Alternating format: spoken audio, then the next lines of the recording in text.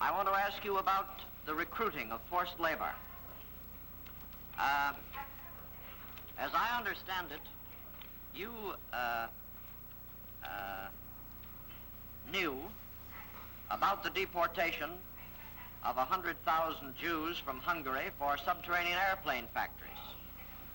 And you told us in your interrogation of October 18th, 1945, that you made no objection to it. That is true, is it not? That is true, yes. And you told us also, quite candidly on that day, that it was no secret to you that a good deal of the manpower brought in by Sokol was brought in by illegal methods.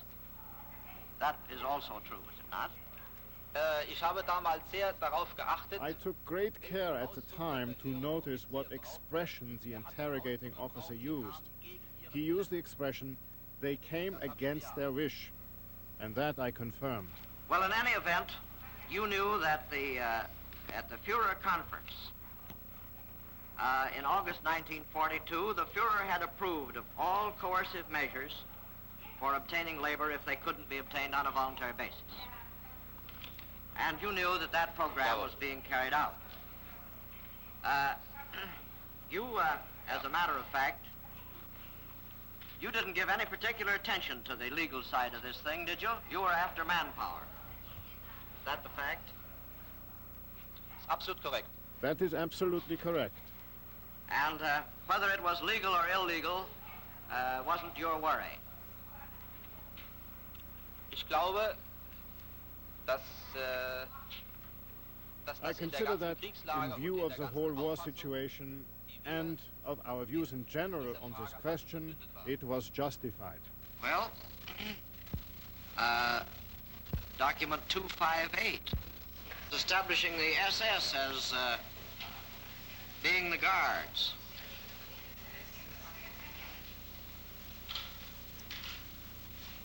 The camp inmates were mostly Jewish women and girls from Hungary and Romania. Reveille was at 5 a.m. There was no coffee or any food served in the morning. They marched off to the factory at 5:15. They marched for 3/4 of an hour to the factory, poorly clothed and badly shot, some without shoes, and covered with a blanket by rain or snow.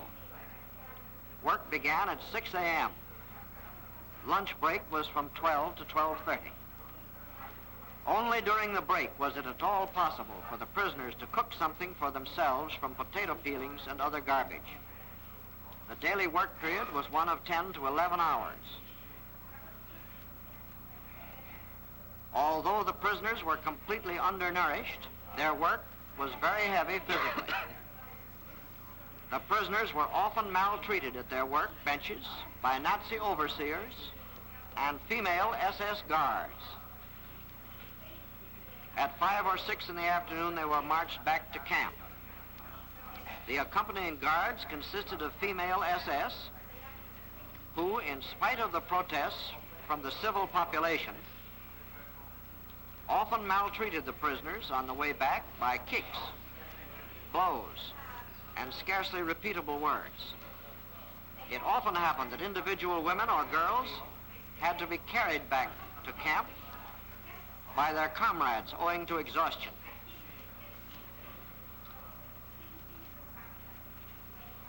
At 6 or 7, these exhausted people arrived back in camp. Then the real midday meal was distributed.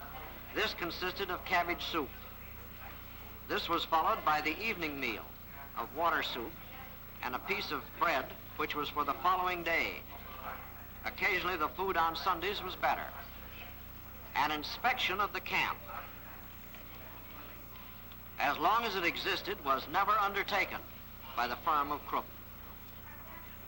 On the 13th of March, 1945, the camp prisoners were brought to Buchenwald concentration camp, and from there some were sent to work. The camp commandant was Oberscharführer Rick.